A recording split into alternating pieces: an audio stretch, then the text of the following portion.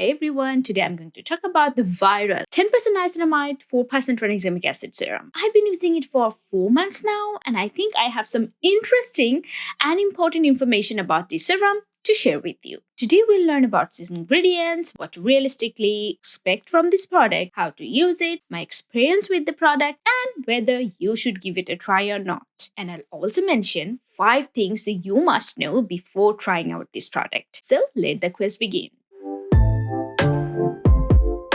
This serum has 2 main ingredients, as you can guess from the name.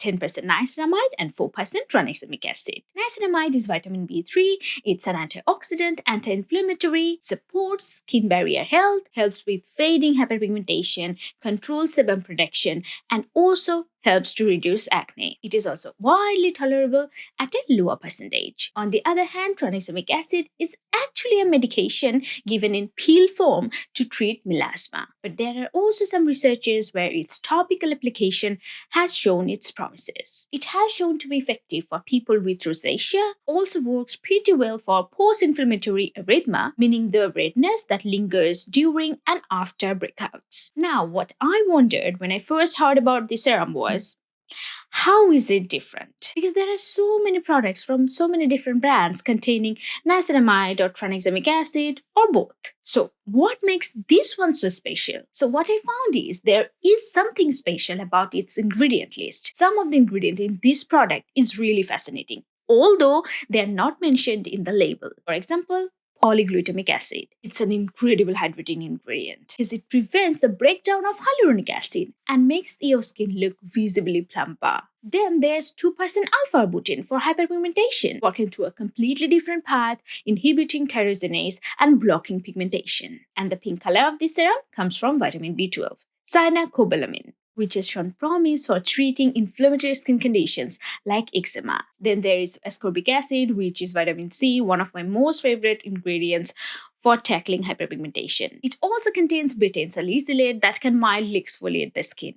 I'm tired because I can't remember the last time when I reviewed such a product that contains so many different ingredients that work through so many different mechanisms for treating and preventing hyperpigmentation or dark spots on the skin. So yes, just by looking at the ingredient list, I felt the urge to try out this product because it felt different than the other brightening products in the market. But as I always tell my audience, ingredient list is just a small piece of the puzzle. The whole picture lies in the formulation. So now I'm going to share with you my experience with this formula. The texture of the product is incredibly lightweight and spreads beautifully.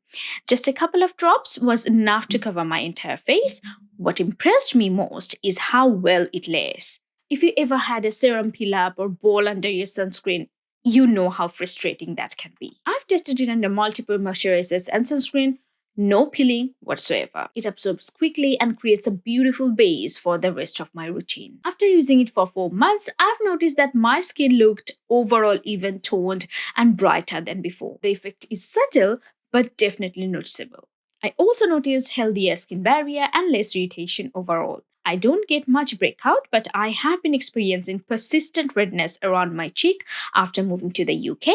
And I noticed that my redness has been much more manageable and easier to control while using this product. Now, is this serum going to get rid of your melasma or deep post-inflammatory hyperpigmentation overnight? No, I don't believe either niacinamide nor tranexamic acid, topical tranexamic acid, to be a superhero for treating melasma or long-term hyperpigmentation. So you'd be disappointed if you expect this product to erase all dark spots of your face magically. But for general uneven tone, mild dark spots, or that lingering redness from your breakouts, this definitely offers visible improvements with consistent use. So I have heard some experts to say that this serum is okay to be used twice a day. However, for me, it seemed right to use it once a day. I didn't want to take the risk of overdoing it. You can use it either on the morning or at night. I use retinol at night. That's why this serum is included in my morning skincare routine. I don't use any face wash in the morning, so I just washed my face, dried it completely with a tissue,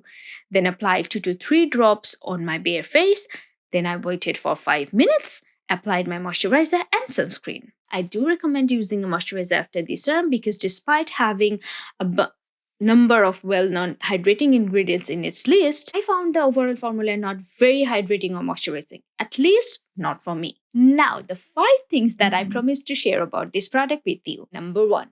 This product contains at least 50 ingredients, I believe. While the overall ingredient list is pretty impressive, as I discussed, more ingredients isn't necessarily always a good thing, especially if you have sensitive skin. So do pay attention to the ingredient list to find any potential ingredient that your skin may not like before purchasing this serum. Number 2, this serum uses lots of botanical extracts. While some of them are very soothing, like Central Asiatic extract, some of the other are not very well known in terms of their efficacy or tolerability, like the Coccinea indica fruit extract, for example. So I advise you to do a patch test to see if any of the plant extract cause any reaction on your face. Number 3, while niacinamide is a very friendly ingredient, most of the research focused on the 2 to 5% range of niacinamide.